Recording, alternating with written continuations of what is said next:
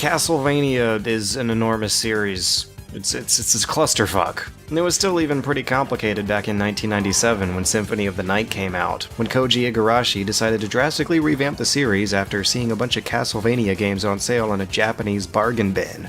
Before Castlevania became Metroidvania, it was a series of kind of cheap thrills. You would play it for a couple days, figuring out how, where, and when you'd die, which would take a while, but your final successful run would only last like 3 hours or so. Once you had your practice, you could go from A to B, start to finish, all in one quiet afternoon without really missing much along the way, or having a real reason to do it all over again. So an impetus to give the series more length and strength caused Igarashi to move from assistant producer on Symphony to producer on practically the whole series, which he kind of fell in love with, and made like 13 more games to complicate the series with. Unfortunately though, Konami had other plans. After deciding that 2D Castlevanias weren't big and badass enough, they shipped him off to mobile divisions before canceling all his new games for years before he got fed up, threw his arms up in the air, quit and made a Kickstarter. Which reminded me to do something. I'm probably just as surprised as you are to find out that I'd never actually played Symphony of the Night. Well, at least not past those first 30 minutes, ages ago, before getting distracted and moving on to something else. Anyways, 2 recent playthroughs this week have me ready to answer this burning question behind Igarashi's modern relevance. Does Symphony still hold up? For the most part, it sure does. Aesthetically, at least. I'm about to put it under a real microscope, but overall I had a pretty damn good time. Those first 30 minutes are about as hilarious as I remember. What is a man? A miserable little pile. That glass shatter is freaking great. That's ridiculous. I love the upbeat goth style of this thing. It reminds me of how harmless the spookiest kids in the 90s were. Igarashi's change in game design was also accompanied by a change in character design, courtesy of the new artist Ayami Kojima, no relation, who re-engineered Castlevania's heroes from the bulging, westernized Schwarzeneggers of the older games into effeminate anime boys for the newer ones. These character portraits are fabulous, these backgrounds are flamboyant, and the mishmash of old and new enemy sprites juggle a range of styles, from cute to campy to cheesy to grotesque and macabre. It's a 90s goth costume party, complete with a kitschy and catchy synthesized organ soundtrack, brought to us by yet another Castlevania newcomer, Michiru Yamane. All 3 of these names keep popping up on the credits for the now-called Igavania games, and so do a lot of reused sprites from Symphony of the Night. And maybe that's because Symphony set a damn near 10-year benchmark for pixel art. Seriously, I was playing King of Fighters 13 just a couple hours earlier, and jumping back 13 years to Symphony is far less jarring than it should be. You certainly got a lot less pixels per screen here, but there is no deficit for talent put into them.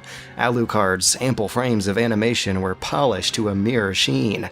I love how many of these backgrounds are carefully shaded to convey curved shapes and depth. The 3D elements that are there are used how they should be used, with subtlety. The entrance hallway looks spectacular, as do the long shadows in these lava caves. And it stands as a testament that advanced 2D games have aged far better than early 3D games. So it looks great, it looks stylish and graceful, but it's all kind of gaudy, to be honest, which means it's time to dish out some constructive criticism. These sprites are so big and detailed that they oftentimes take up the whole screen, and that ends up kind of breaking some very established 2D conventions that survived both before and after Symphony. Something feels inherently wrong about killing these giant angry wolves in one hit. They're huge, they're menacing, they're pissed off, but just one light tap to their nose makes them blow up. It's like a prelude for the countless long, flat, empty hallways that are occupied by just about one giant easy enemy per screen length. In many ways, Symphony feels like a Super Nintendo game out of its time and place, perhaps thanks to its original lineage as a Sega 32X game before being redesigned for the PlayStation. They had a whole lot of 2D pixel art assets on their hands ported over to a 3D-ready engine to add a lot of cool effects to them and make them look great. It has so much style and so much content that I'm wondering if that accounts for a lack of substance. It seems like Symphony misses a lot of the nuances of side-scrolling level design that earlier games, even ones in its own series, had in abundance. Which means I get to enter into one of the stupidest grand debates of our time, and I'll lay it all out right here. Super Metroid had better level design than Symphony of the Night. In revamping this game to have players backtrack through it, they seem to have forgotten the need to double down on the nuance of each individual room. Whereas Metroid and even previous Castlevanias would have new, unique challenges and visually recognizable rooms throughout the whole game, Symphony has this tendency to just copy the same exact challenge 2, 3, or even 4 times across a room before you can make it to the other side. A lot of these transition rooms and connecting hallways are a chore to backtrack across, and there's visible lack of foresight put into this game's exhaustive and extensive features list. It's probably best seen at these stone roses and the outer walls. They shoot a projectile that petrifies you, leaving you immobilized and vulnerable to, nothing in particular, because there's no other enemies around. Even if you get hit twice, the effect doesn't stack. You can get caught in an infinite petrifying loop if the follow-up shot happens to land 1 pixel underneath your shield. Of course, you could carry one of these stat-boosting armors or potions with you to help, because suddenly Castlevania is an RPG now. And it really did not need to be one. The level-up system can be safely ignored throughout the whole game, because it's also like Metroid now. Rather than grinding to increase numbers on your character sheet, you can become stronger in a much more organic way through exploration. Or at least that's the idea. It's not effective in practice, though. There's nothing that feels more pointless than working your way around dangerous new hazards only to uncover a sword or armor or something that has lower stats than what you already had. You can't even sell this stuff for money. All you can just do is throw it in the garbage section of an inventory that fills up with an increasing amount of garbage. In Metroid, the most useless collectibles you'd uncover would at least increase your ammo cap or something. In Symphony, the most useless collectibles are really, literally useless.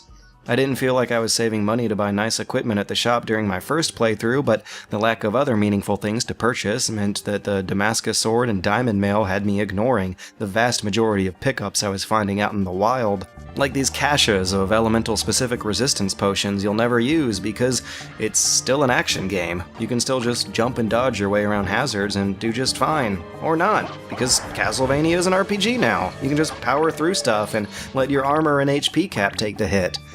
The Clock Tower rooms are probably the best example of wasted side-scrolling potential here. It's a classic challenge, vertical navigation through horizontal hazards, with the constant threat of a classic Castlevania knockback kicking you all the way back down to where you started. But with all the backtracking in this game, you need to go up, down, and around this room multiple times, and that classic Castlevania knockback gets old real fast. And doing it multiple times means your frustration at these stupid Medusa heads gets multiplied multiple times. What would be an amazing accomplishment in Classicvania becomes kind of an S&M session in Igavania, where the most exciting challenges can be effortlessly powered through thanks to the RPG system, and they're encouraged to be powered through thanks to the backtracking. Because of that Metroidvania revamp, the entire game's focus is now more about a constant sense of progression rather than individual rooms and combat. And their first attempt to juggle those diverging priorities is honestly probably less graceful than fans remember it being, because so many rooms are just flat lines with few enemies, and the progression system doesn't really reward thorough exploration. The game's intimidating and frustrating at times, but it's also too easy overall, which just means it's not balanced. It's not hard to buff your character up to overpowering stats, even while ignoring the massive amounts of extraneous content you can find, but very rarely can you actually use it. Remember the magic system? I don't blame you if you don't, you can just ignore it. What about the familiars? They're not a big help either. Even though you keep finding all these new weapons, most of them animate with the same slash animation you had in the very beginning. You do get a double jump, which thankfully changes things a bit, but besides that, the combat doesn't really get more or less complicated as the game goes on. Your numbers just go up. And one of the most bewildering artifacts found when playing this game nowadays is how the level design doesn't funnel you through even the majority of the game's content. Although your inventory gets so messy and cluttered, you really need only 4 of these items to get to the final boss and trigger the ending. But until then, you're only routed through the upper half of the map with a brilliant, beautiful lower half full of great bosses and backgrounds that can get completely ignored. Stumbling your way down there is a compelling dig against overwhelming enemies that are guarding nothing, really. This boss is a congealed symbiotic mass of reanimated corpses. It's totally rad, but once you beat him and move on, you hit a dead end with just a mildly underpowered elemental-specific sword that goes straight in the trash. It would not be unreasonable to get deliberately pushed to an underwhelming and anticlimactic bad ending for this game. The entire lower half of the map is missable. to be fair, it's not easily missable, but what is easily missable are two secret items hidden at extreme corners of the map that turn the final boss into something that's not so final after all, before opening up an entire inverted map that has you going all the way through the whole castle again, but with more powerful enemies and redesigned rooms, and I really like how most of it this time is built to account for your full moveset, which unfortunately means that most of the treasure your exploration uncovers is even more useless this time. Don't get me wrong, I think this is a really cool idea. Entirely swapping out world maps halfway through a massive non-linear game is something that not a lot of games can even afford to attempt. But I think the way it's used here only really worked for a few specific years of the late 90s. Keep in mind that back in 1997, the previous Castlevania game averaged about 7 hours long if you knew what you were doing, so back then, discovering that you had incidentally missed hours upon hours of extra content would be adding an actual significant amount of value to this product. Finding out that the actual majority of the game could be entirely missed would be an amazing moment, a shocking discovery that completely changes your perspective on what exactly was even on the game's disc in the first place. It's a true realization of Igarashi's goal to give this game more value and keep it out of that bargain bin forever. But right now, in 2015, the idea of optional content conjures memories of secret levels that are treated like a treat, and not the main course. It's like finding out that on the last night of your vacation, your hotel gave you a mini fridge full of free snacks and you didn't know it until the very end of the trip, or something. When I flew up that castle, fought Richter, and rolled the credits, my first thought was, that seems short. That can't be right.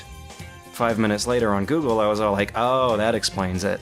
But in 1997, I would have flown up that castle, fought Richter, and rolled the credits, and said, yeah, that seems about right. And then weeks later, I might find out about the inverted castle from a strategy guide or a magazine, or even just playing the game some more, and the reaction would have been more like, holy shit, that's awesome, it's like breaking a rule or something. Because it kinda was. Symphony of the Night aggressively pursued a new direction for the series that ended up establishing a whole new genre of games themselves. It was a clear attempt to break away from the established norms, symbolized in the faux final duel between Alucard's flashy new moveset and Richter's stiff sprites, reused from the older games. The false start, the false ending, and even the Oedipal underlyings of this awfully cheesy dialogue all hint at a respectful distaste for the old way of doing things. Taking risks like that is a practice that has very easily waned away from AAA gaming, and the desire to turn Castlevania into a big, overproduced God of War beat-em-up is eventually what waned away Igarashi's own spin on the franchise, which itself had an 11-year run that a lot of people would argue got tired. Until, that is, he got the gang back together to kickstart another one by a different name, and now the hype's through the roof.